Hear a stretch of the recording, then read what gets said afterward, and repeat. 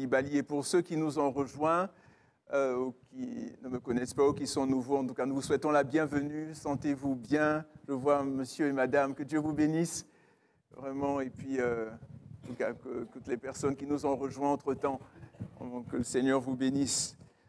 Combien sont heureux d'être là ce matin?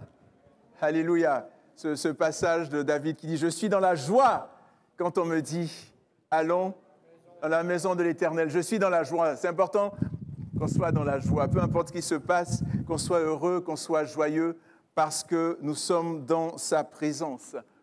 Et ce matin,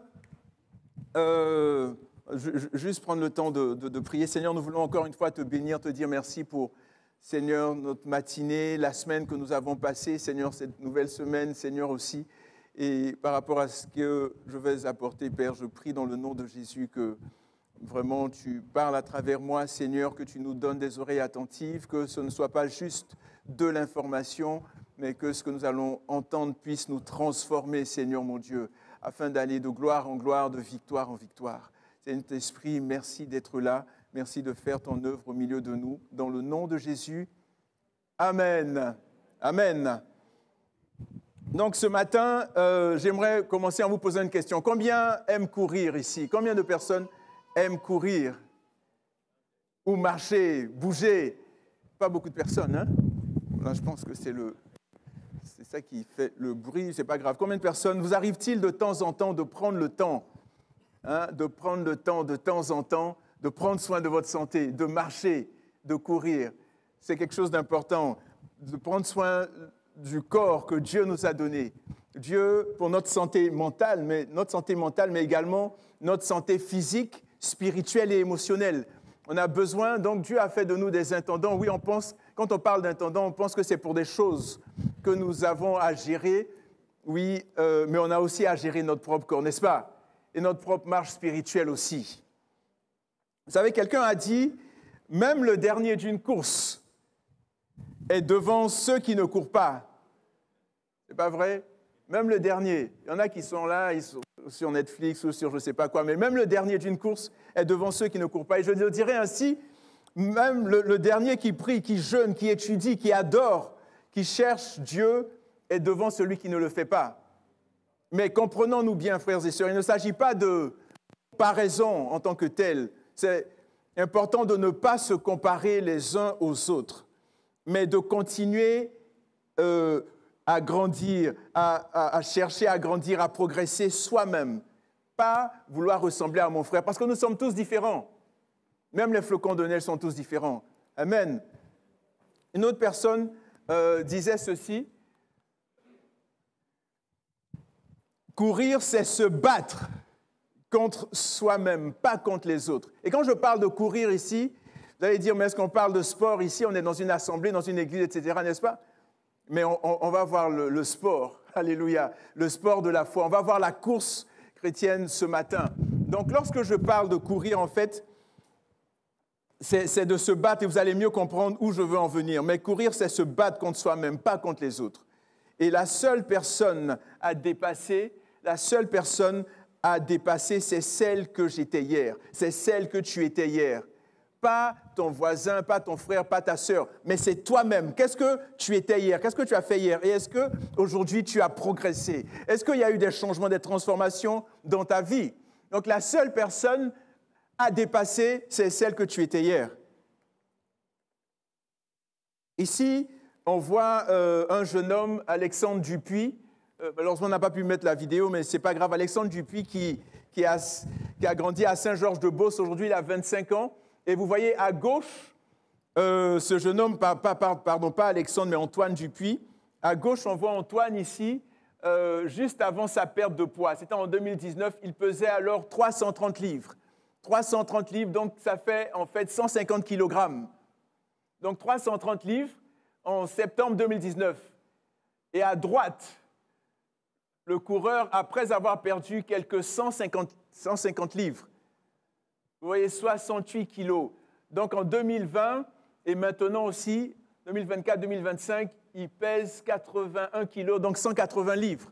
Donc vous voyez, il ne s'est pas comparé à quelqu'un d'autre et tout. Donc la seule personne à se dépasser, c'est celle que j'étais hier, celle que tu étais hier. Et même les Écritures, dans le psaume 1 le dit, même les Écritures nous encouragent à bouger, nous encouragent à être en mouvement, nous encouragent à être en action. Est-ce que vous êtes en action? Est-ce que vous aimez bouger? Est-ce que je parle à des personnes ce matin? Alléluia. Le psaume 1 dit quoi? Heureux l'homme qui fait quoi? Qui ne marche pas. Donc on voit le fait de bouger. Heureux l'homme qui ne marche pas selon le conseil des méchants, qui ne s'arrête pas sur la voie des pécheurs et qui ne s'assied pas en compagnie des moqueurs. Mais qu'est-ce qu'il fait? Mais il trouve son plaisir dans la loi de l'Éternel. Donc pour trouver son plaisir, qu'est-ce qu'il doit faire? Il doit chercher. Donc il est en action. Est-ce que vous me comprenez? Pour trouver quelque chose, il faut que tu cherches cette chose-là.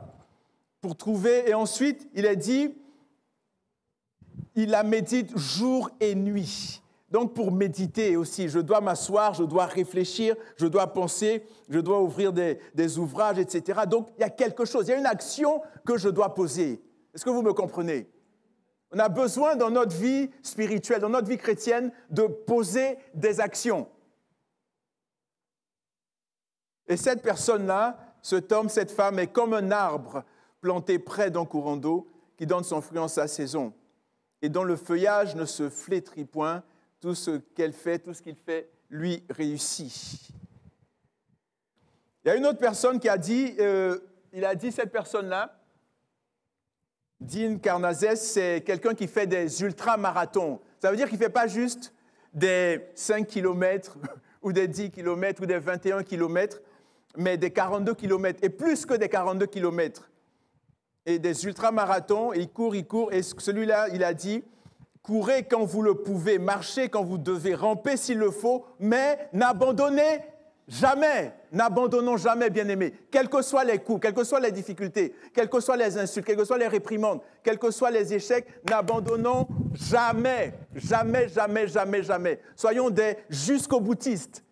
Allons jusqu'au bout. Jusqu'au bout, je veux te suivre. Jusqu'au bout, peu importe ce qui se passe, peu importe ce que les gens disent, peu importe, nous savons que nous marchons avec Christ et nous avançons. Alléluia. Nous avançons, nous sommes en action. Et le titre du message ce matin, c'est l'importance de la course dans la vie du croyant. C'est pour ça que je demandais si les personnes aimaient courir. L'importance de la course ou de la marche dans la vie du croyant. L'importance de bouger, l'importance d'être en action, l'importance de marcher, l'importance de ne pas être statique. Parce qu'il y a ce proverbe-là qui dit « qui n'avance pas recule ». On est toujours amené à avancer. Même la terre tourne, tout bouge. Et même lorsqu'on n'utilise pas un muscle, la sclérose, il s'atrophie d'une certaine façon qu'on a besoin, bien aimé, encore plus pour notre homme spirituel, encore plus de bouger. Et nous allons voir ce matin, nous allons voir 4 éléments, 4 vertus qu'il nous faut absolument poursuivre en tant que croyants. Donc on doit poursuivre ces choses-là, on doit bouger, poursuivre ces choses. Ces 4 éléments que nous allons voir ce matin, c'est la paix. Alléluia. Est-ce que tu peux dire la paix avec moi? La paix, l'amour. La paix, l'amour. Ensuite, le bien ou le bon, ce qui est bien, ce qui est bon. Et ensuite, finalement, le ciel.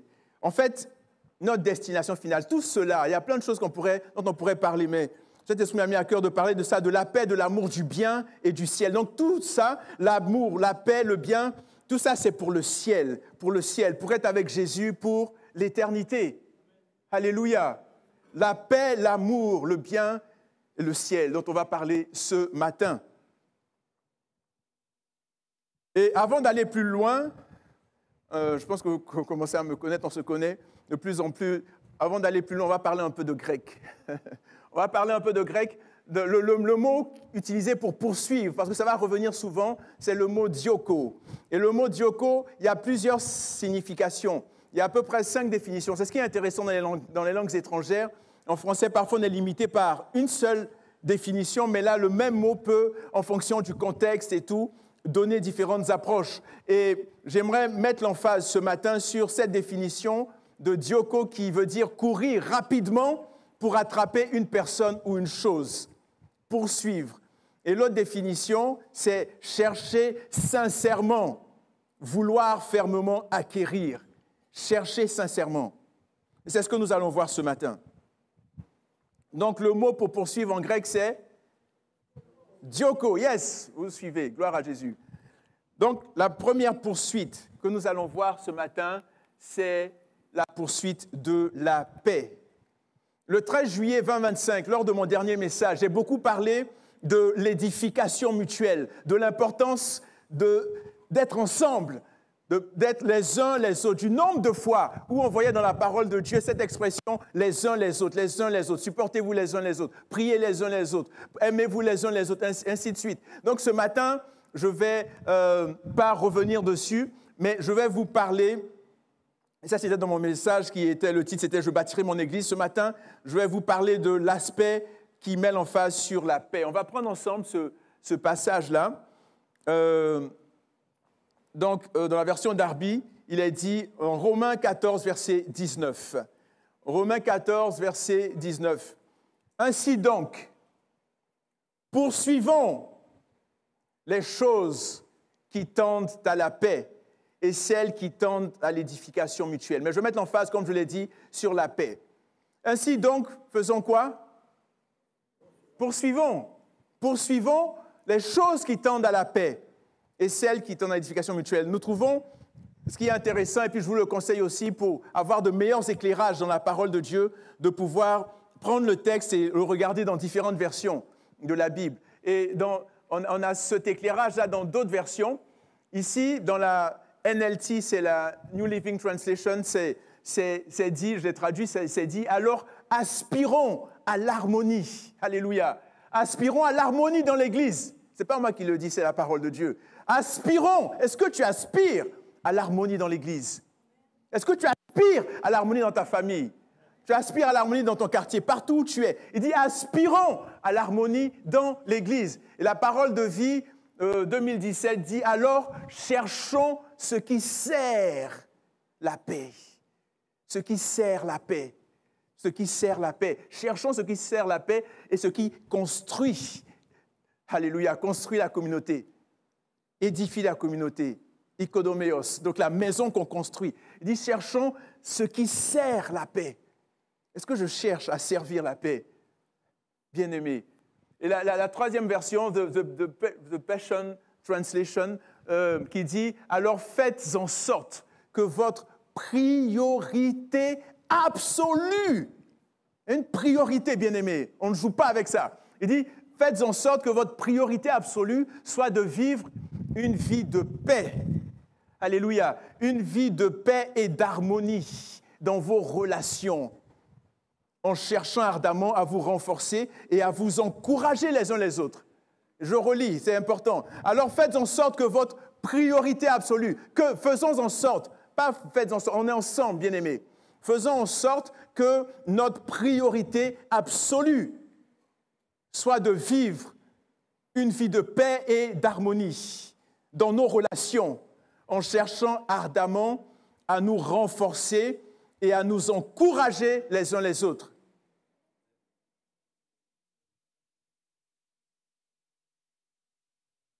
Qu'est-ce que la paix? Le premier président de la République de Côte d'Ivoire, qu'on appelait le sage de l'Afrique, Félix Houphouët-Boigny, a dit « La paix, ce n'est pas un vain mot, c'est un comportement. » La paix, ce n'est pas un vain mot, c'est un comportement. La paix, frères et sœurs, c'est l'absence de haine, de troubles, de conflits, de guerre. La paix, c'est la présence d'amour, d'harmonie, de joie, de concorde. Poursuivre la paix, en fait, démontre que nous sommes véritablement des fils de Dieu. Le fait que tu poursuives la paix, mon frère, ma sœur, prouve, démontre, atteste que tu es véritablement un enfant de Dieu. Le fait que tu recherches la paix. Et pour quelle raison je dis ça? Matthieu 5, 9. Heureux les artisans de paix, ceux qui procurent la paix, des pacificateurs, car ils seront appelés fils de Dieu. Ceux qui procurent la paix, des pacificateurs, des artisans de paix. Le mot paix en grec, c'est Irénée, d'où vient le prénom Irène, et des artisans de paix, des irinopios. Heureux des irinopios. Es-tu une irinopios? Es-tu un irinopios? Est-ce que tu peux demander à ton voisin s'il est un irinopios, s'il est un artisan de paix? Irinopios. Sommes-nous des artisans de paix? Heureux les artisans de paix, car ils seront appelés fils de Dieu. Sommes-nous des artisans de paix? Sommes-nous de véritables fils de Dieu? Et ça, c'est Jésus qui l'a dit. Vous savez, la paix est un élément du fruit de l'esprit. Est-ce que ce fruit est présent dans ma vie? Est-ce qu'on le voit dans mes paroles? Est-ce qu'on le voit dans mon comportement? Est-ce qu'on le voit dans mes relations avec les autres?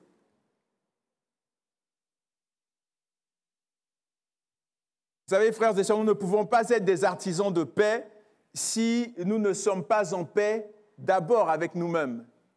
Peut-être que nous sommes troublés, c'est pour ça qu'on n'arrive pas à mettre la paix. Et nous obtenons en fait, on peut être troublé par toutes sortes de situations, mais nous obtenons la paix de Dieu en décidant de lui faire confiance, de lui confier tout ce qui nous trouble. Il y a une chanson qui dit « Il est le trouble qui trouble ceux qui me troublent ». Lui faire confiance. Seigneur, voilà, je suis troublé par telle situation. Seigneur, j'ai mal au cœur. Seigneur, j'ai pleuré pour ci, pour ça. Seigneur, je viens devant toi. Philippiens 4, 6, 7, il dit, ne vous inquiétez de rien, mais en toute chose, faites connaître vos besoins à Dieu par des prières et des supplications avec des actions de grâce et la paix de Dieu. Pas n'importe quelle paix. La paix de Dieu qui surpasse toute intelligence gardera vos cœurs et vos pensées en Christ Jésus. La paix, la paix.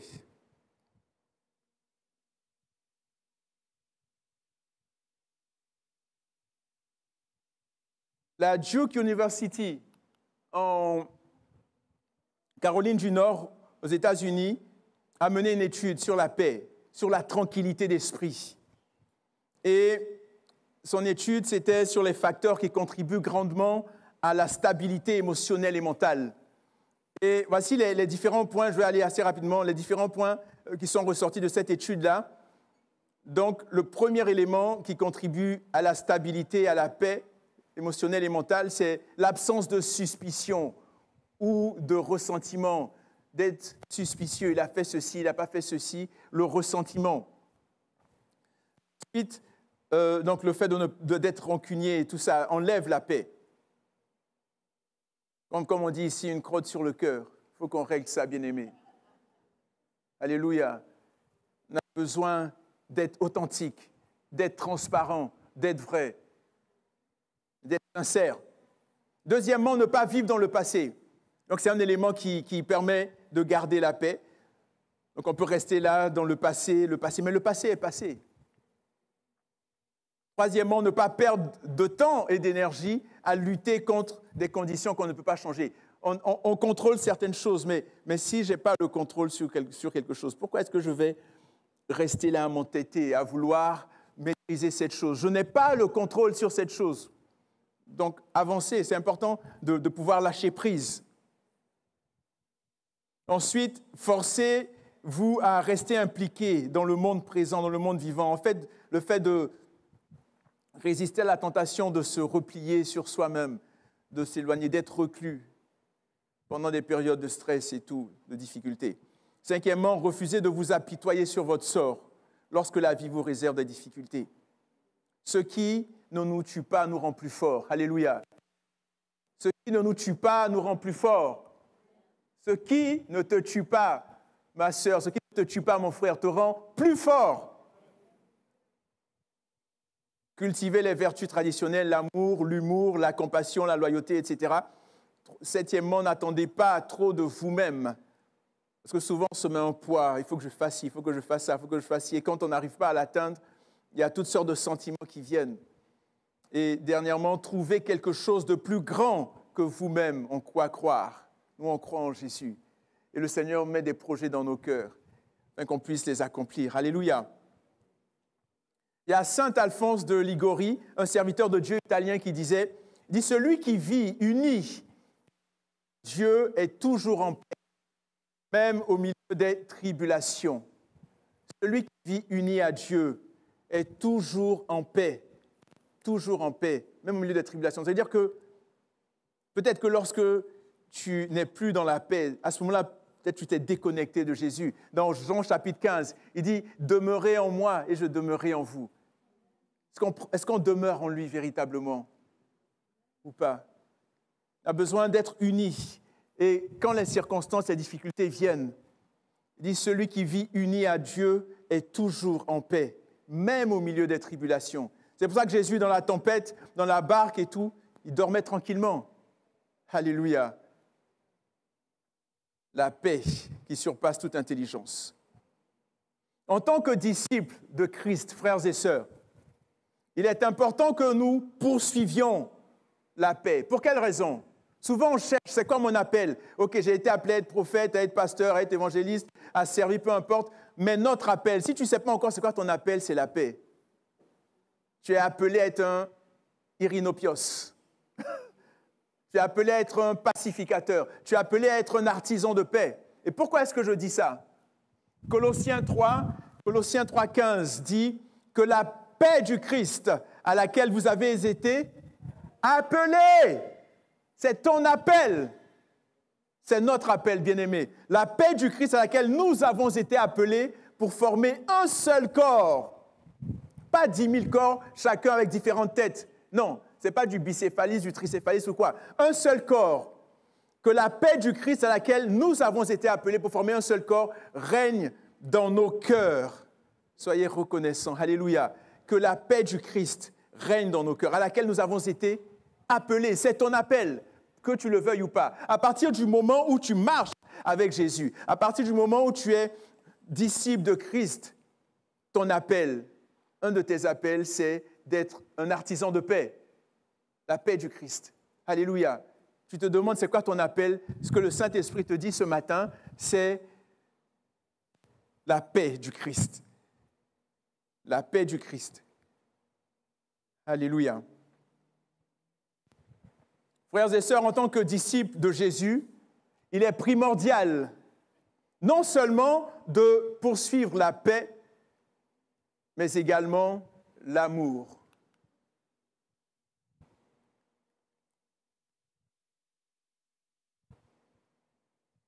« 1 Corinthiens 14, verset 1 nous dit « Poursuivons l'amour, bien-aimés. Poursuivons l'amour. Poursuivez l'amour et désirez avec ardeur les dons spirituels, mais surtout celui de prophétiser. » Et vous savez, depuis la nuit des temps, frères et sœurs, depuis la nuit des temps, les croyants prient pour demander au Seigneur, « Seigneur, remplis-moi, remplis-nous. Seigneur, donne-moi de prophétiser tes dons spirituels, des paroles de connaissance. Seigneur, remplis-nous, nous voulons voir des guérisons, des miracles, etc., etc., etc. » Oui, c'est très bien. On prie comme ça, bien-aimés, et c'est bien, c'est pas mauvais. Mais vous savez ce que le Seigneur me montrait lorsque je préparais ce message? Le Saint-Esprit me montrait qu'en fait, il y a un ordre à respecter. Il y a un ordre à respecter. D'abord l'amour, puis les dons. Il n'a pas dit poursuivez les dons spirituels et désirez avec ardeur l'amour. Non, il dit poursuivez l'amour et désirez avec ardeur les dons spirituels. D'abord l'amour, puis les dons spirituels. Car lorsque nous exerçons les dons sans amour, nous faisons d'énormes dégâts dans le corps de Christ. Au lieu d'édifier, nous détruisons. Et ce n'est pas pour rien que le Seigneur Jésus a donné cet avertissement. Je ne sais pas si c'est possible de le montrer. Dans Matthieu 7, 21 à 23.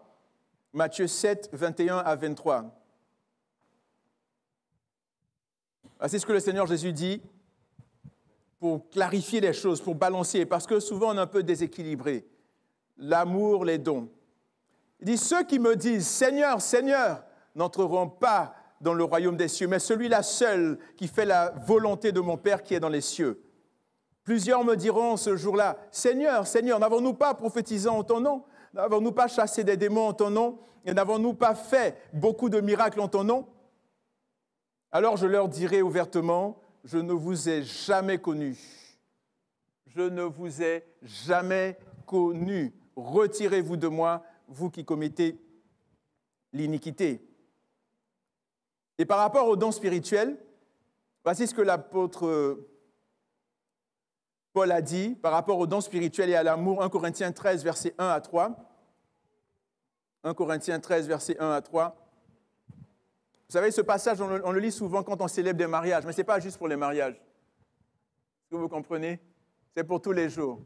1 Corinthiens 13, verset 1.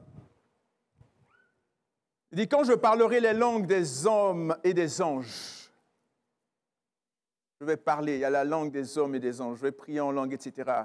Si je n'ai pas l'amour, je suis du bronze qui résonne ou une cymbale qui retentit.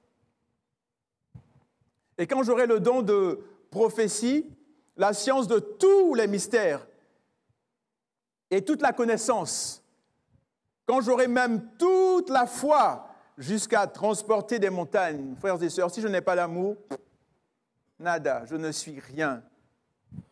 Et quand je distribuerai tous mes biens pour la nourriture des pauvres, quand je livrerai même mon corps pour être brûlé, si je n'ai pas l'amour, cela ne me sert de rien.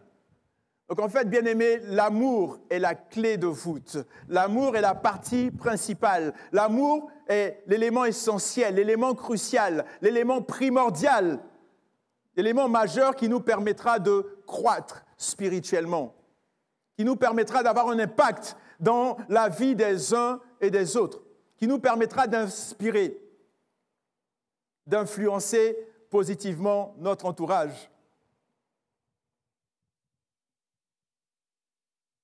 En tant que disciples de Christ, il est important que, bien-aimés, nous poursuivions.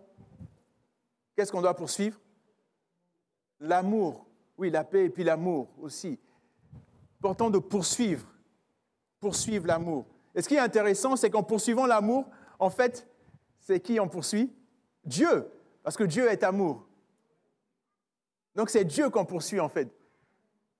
Dieu lui-même dit, je suis amour. Dieu est amour. 1 Jean 4, verset 8. Donc, bien aimés, poursuivons l'amour, poursuivons Dieu de tout notre cœur, de toute notre âme, de toutes nos pensées. Poursuivons-le, recherchons Dieu, recherchons le Seigneur. Et comment est l'amour? 1 Corinthiens 13, 4 à 8. L'amour est patient, l'amour est serviable. Il n'est pas envieux. L'amour ne se vante pas. Il ne s'enfle pas d'orgueil. Il ne fait rien de malhonnête. Il ne cherche pas son intérêt. Il ne s'irrite pas. Il ne médite pas le mal. Il ne se réjouit pas de l'injustice, mais il se réjouit de la vérité.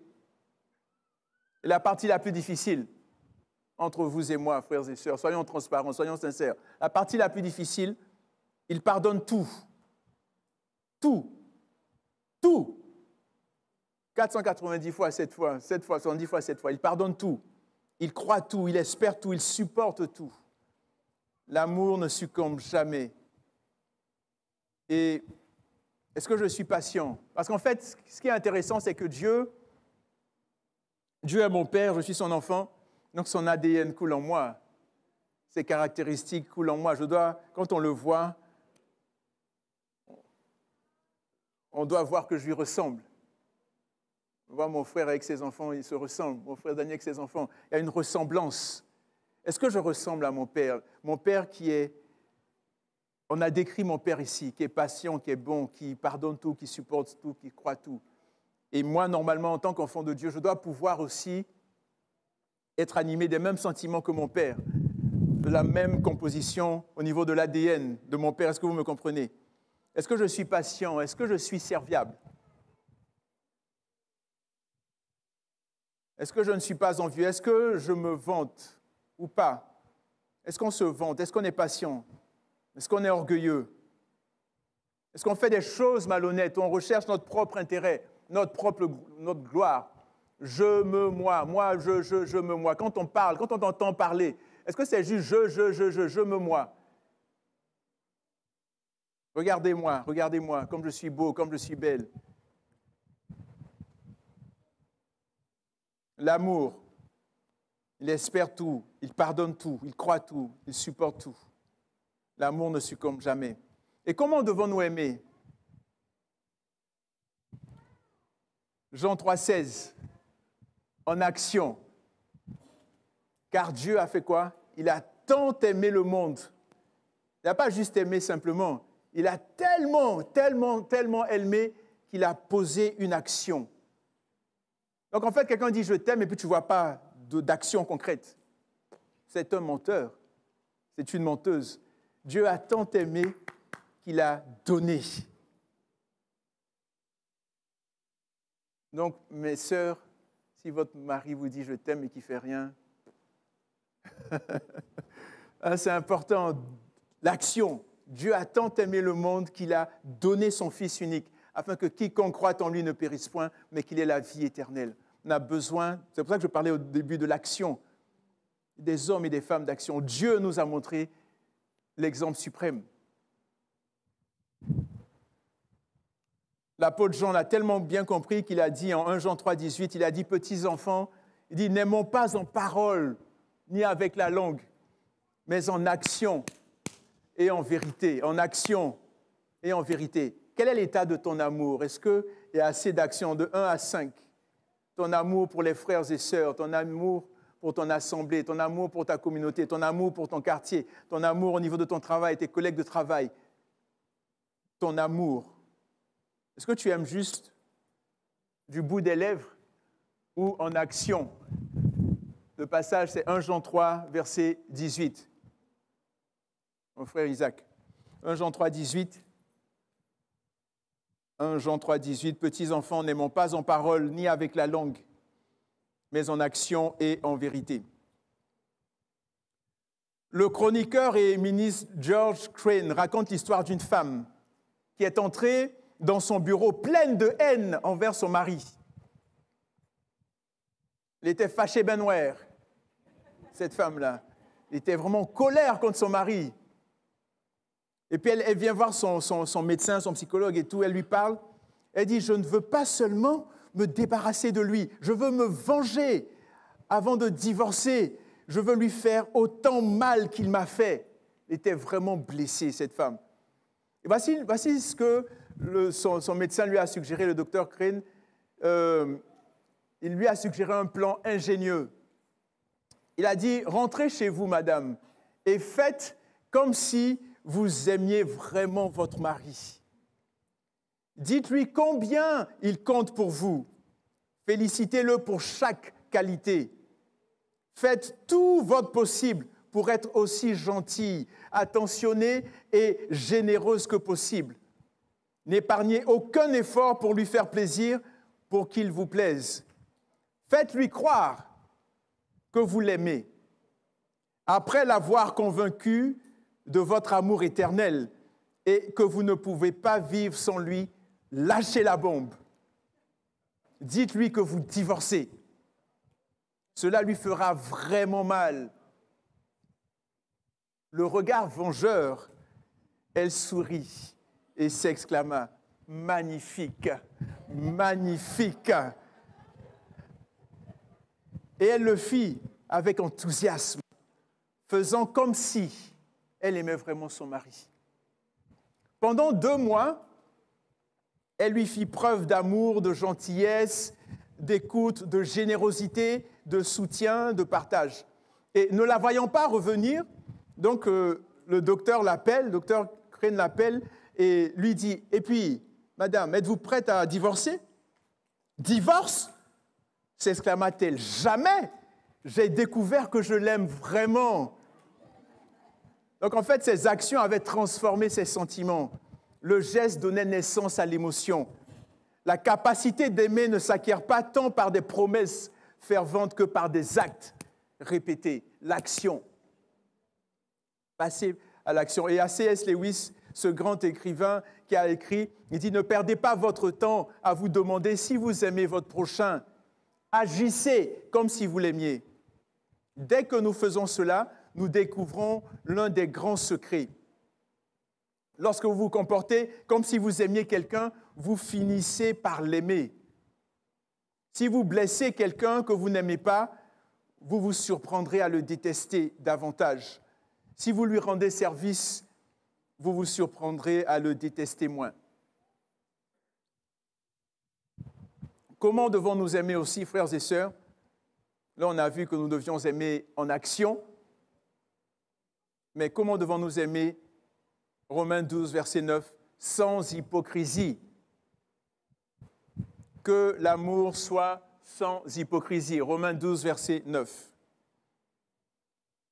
Donc, en tant que disciples de Jésus, frères et sœurs, nous sommes invités à non seulement poursuivre la paix et l'amour qu'on vient de voir, mais également à poursuivre le bien.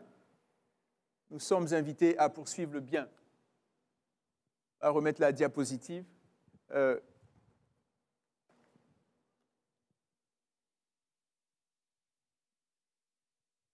1 Thessaloniciens 5, verset 15, nous dit, la version Darby, il dit « Prenez garde que nul ne rende à personne le mal pour le mal, mais poursuivez toujours ce qui est bon et entre vous. » D'autres versions disent « ce qui est bien et entre vous et à l'égard de tous les hommes. » Donc en fait, c'est quoi? C'est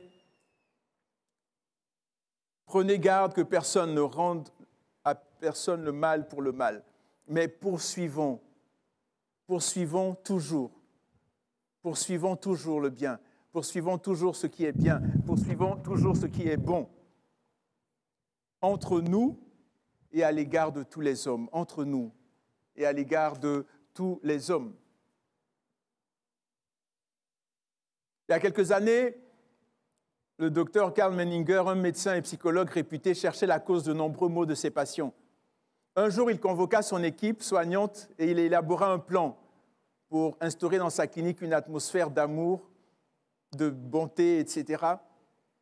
Et tous les patients devaient recevoir beaucoup d'amour et de bien. Aucune attitude dénuée d'amour ne devrait s'afficher en leur présence. Et tous les médecins, les infirmiers, tout le monde devait effectuer des déplacements dans les différentes chambres, leurs visites quotidiennes, avec une attitude bienveillante, le bien. Et au bout de 6 mois, vous savez ce qui s'est passé? Au bout de 6 mois, le temps passé par les patients dans l'établissement avait réduit de moitié parce qu'ils se sont sentis aimés, parce qu'ils ont vu la bienveillance, ils ont vu l'amour. Donc, ils ont repris confiance en eux et ils ont pu sortir de l'hôpital, de la clinique pour reprendre leurs activités. Le bien, rechercher le bien, poursuivre après ce qui est bien. Frères et sœurs, aspirons toujours, recherchons, poursuivons toujours ce qui est bien. Est-ce que ce que je pense est bien? Est-ce que ce que je m'apprête à dire ou à faire est bien? Est-ce que ce que je m'apprête à faire, est-ce que cela va honorer le Seigneur? Est-ce que cela va lui plaire? Est-ce que ça va être une source? Est-ce que je vais être une source de bénédiction ou de malédiction pour mon prochain? De joie ou de tristesse? De bonheur ou de malheur?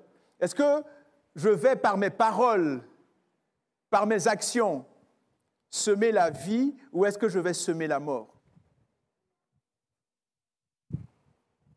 Et vous savez, bien-aimés, tout part de nos pensées. Dans Philippiens 4, 8 à 9, Paul qui dit au reste, frères, que tout ce qui est vrai, tout ce qui est honorable, tout ce qui est juste, tout ce qui est pur, tout ce qui est aimable, tout ce qui mérite l'approbation, ce qui est vertueux et digne de louange, soit l'objet de vos pensées.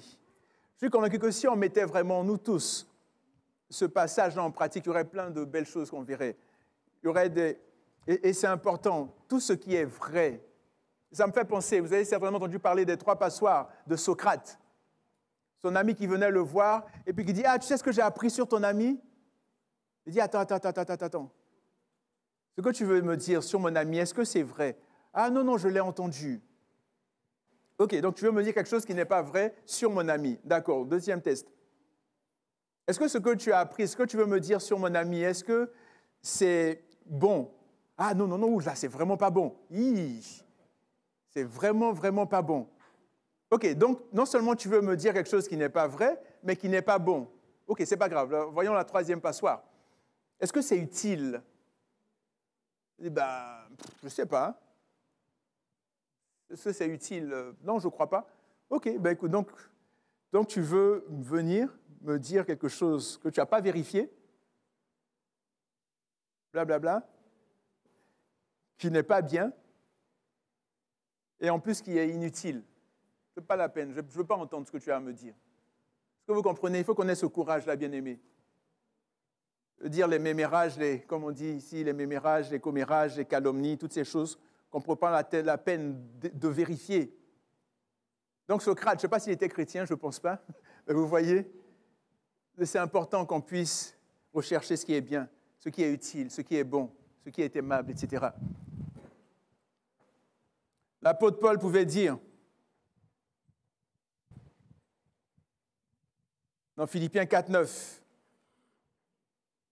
il dit, ce que vous avez appris, reçu et entendu, et ce que vous avez vu en moi, pratiquez-le. Moi, je ne suis pas sûr de pouvoir dire ça. Est-ce que vous pouvez le dire, comme l'apôtre Paul? Il dit, ce que vous avez appris, reçu et entendu, et ce que vous avez vu en moi, pratiquez-le. Et si ce n'est pas le cas, frères et sœurs, demandons au Seigneur de continuer son œuvre transformatrice dans nos cœurs, dans nos vies. Poursuivons toujours le bien, mes frères et sœurs, poursuivons le bien. Poursuivons le bien. Je vous en supplie, je nous en supplie. Poursuivons la paix, l'amour, le bien. Donc, en tant que disciples de Jésus, nous sommes invités à poursuivre de tout notre cœur la paix, l'amour, le bien. Et nous sommes également fortement invités à poursuivre le summum, le top, le number one, le ciel,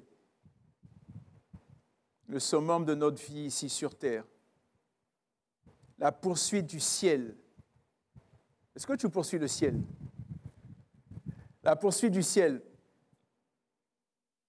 Il y a cette version que j'aime bien, en anglais c'est la easy version, version facile. Voici ce que l'apôtre Paul dit, la traduction ici. L'apôtre Paul dit, je suis comme un coureur, alléluia, je suis comme un coureur qui veut atteindre la fin de la course. Je suis comme un coureur. Soyons des coureurs, bien-aimés. Courons, courons, courons la carrière, courons, courons, courons la paix, courons l'amour, courons. Ici, ce qu'il a dit, il dit, je suis comme un coureur qui veut atteindre la fin de la course, comme on a vu au début. Même si tu dois ramper, même si tu as mal aux jambes, peu importe, continue à avancer, continue à avancer. Il dit, je suis comme un coureur. Soyons des coureurs, des coureuses. Je suis comme un coureur qui veut attendre la fin de la course. Je cours droit vers le but. Je ne me laisse pas distraire. Je ne regarde pas à gauche, à droite. Il y a les flèches qui viennent. Oui, elles peuvent me toucher. Je les évite. Il y en a d'autres qui me touchent, mais je continue. Je continue. C'est pour ça que j'aime ce chant-là. Je parlais de jusqu'au boutiste tout au début. Jusqu'au bout. Peu importe. Peu importe ce que les gens vont dire, peu importe ce que les gens vont faire, peu importe les épreuves, malgré les soucis de cette vie, je louerai le Seigneur. Alléluia.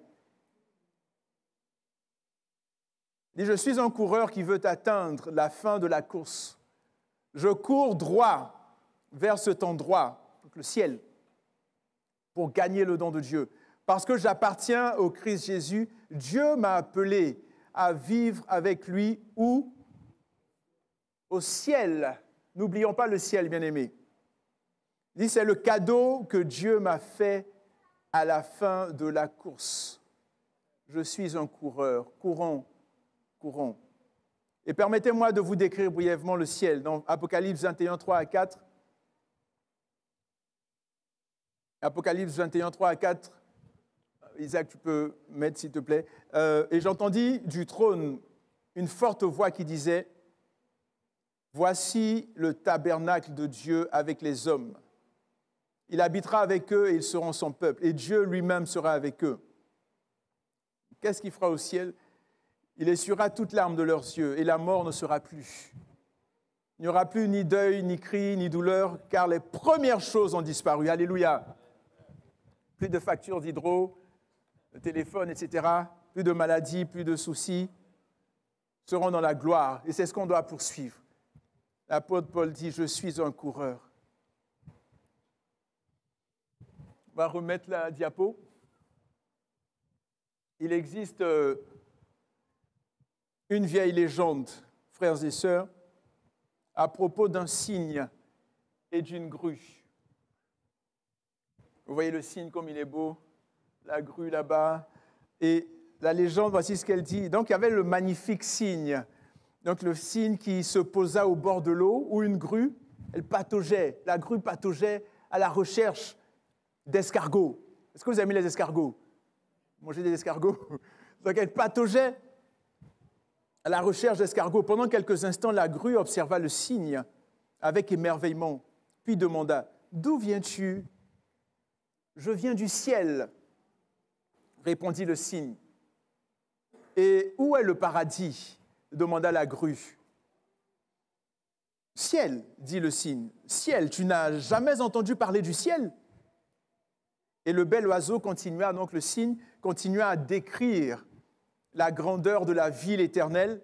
Il parla des rues d'or, des portes et des murs de pierres précieuses, du fleuve de vie pur comme le cristal, sur les rives duquel se trouve l'arbre de vie, l'arbre dont les feuilles serviront à la guérison des nations. Et avec éloquence, l'art oratoire, avec éloquence, le cygne chercha à décrire les hordes, tout ce qu'il y a, les anges, les chérubins, les séraphins, tout ce qu'il y a au ciel. Donc le cygne qui revoyait cette image du ciel, et il décrivait, essayait de décrire avec les mots, parce qu'il y a des choses qu'on ne peut pas décrire, bien aimé. Donc le cygne chercha à décrire les hordes qui vivent dans l'autre monde, mais sans éveiller le moindre intérêt chez la grue. Est-ce que quand on vous parle du ciel, ça allume quelque chose en vous? Donc la grue, ça lui disait absolument rien. Finalement, la grue demanda, « Y a-t-il des escargots là-bas » ? « Des escargots » répéta le cygne. « Non, bien sûr qu'il n'y en a pas. » Alors, dit la grue, alors qu'elle continuait sa recherche le long de la rive visqueuse, « Tu peux avoir ton paradis, je veux des escargots. » Et vous savez, frères et sœurs, cette fable recèle une vérité profonde. Combien de jeunes à qui Dieu a accordé les avantages d'un foyer chrétien l'ont abandonné pour se mettre en quête d'escargots? Combien d'hommes sacrifieront leurs femmes, leur famille, tout ce qu'ils ont pour les escargots du péché? Combien de jeunes filles se sont délibérément détournées de l'amour de leurs parents, de leur foyer, pour apprendre trop tard que le paradis a été perdu pour des escargots? Combien des assemblées sont divisées à la recherche d'escargots? Combien de frères et sœurs ne se parlent plus à cause des escargots? Combien de conflits est-ce qu'il y a dans le monde à cause des escargots? Dans tout ce qu'on fait, frères et sœurs, ne soyons pas comme la grue. N'oublions pas le ciel. N'oublions pas Dieu. N'oublions pas l'éternité, frères et sœurs. Dans Philippiens 3, 17 à 21, l'apôtre Paul pouvait dire « Soyez mes imitateurs ». Encore une fois, comme je disais tout à l'heure, ce que vous avez vu, ce que vous avez appris, ce que vous avez entendu de moi, faites-le. Et là, il dit « Soyez mes imitateurs ». Philippiens 3, 17 à 21, je ne sais pas s'il a mis Philippiens 3, 17 à 21. Il dit « Soyez mes imitateurs, frères, portez les regards sur ceux qui marchent selon le modèle que vous avez en nous. » Il en est plusieurs. C'est là que ça fait mal. Il en est plusieurs qui marchent en ennemis de la croix du Christ. Vous savez, ce n'est pas parce que nous sommes dans un McDonald's que nous devenons des burgers ou des hamburgers ou quoi que ce soit. Ce n'est pas parce que je suis chez un Ashton que je deviens une poutine. Ce n'est pas parce que je suis dans l'église que je suis forcément un disciple de Christ. Est-ce que vous comprenez? Ici, il dit, il y en a plusieurs qui marchent en ennemis de la croix. Je vous en ai souvent parlé et j'en parle maintenant encore en pleurant. Il dit, leur fin, c'est la perdition, leur Dieu, c'est leur ventre. Ils mettent leur gloire dans ce qui fait leur honte. Ils ne pensent qu'aux choses de la terre, comme l'escargot, comme la grue qu'on a vue tout à l'heure. Mais au verset 20, le plus important, il dit, pour nous, notre cité est où? Alléluia, dans les cieux. Notre cité est dans les cieux. Ta cité est dans les cieux, ma sœur. Ta cité est dans les cieux, mon frère. Notre cité est dans les cieux. De là, nous attendons comme sauveur le Seigneur Jésus-Christ qui transformera notre corps humilié en le rendant semblable à son corps glorieux par le pouvoir efficace qu'il a de s'assujettir toutes choses. Notre cité est dans les cieux.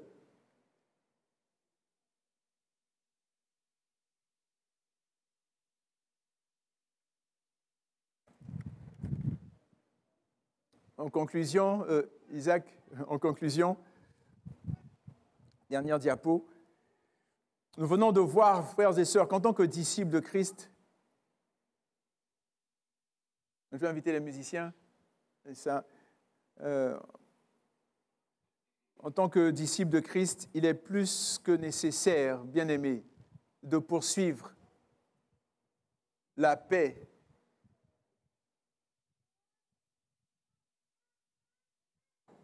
En tant que disciples de Christ, il est plus que nécessaire de poursuivre l'amour.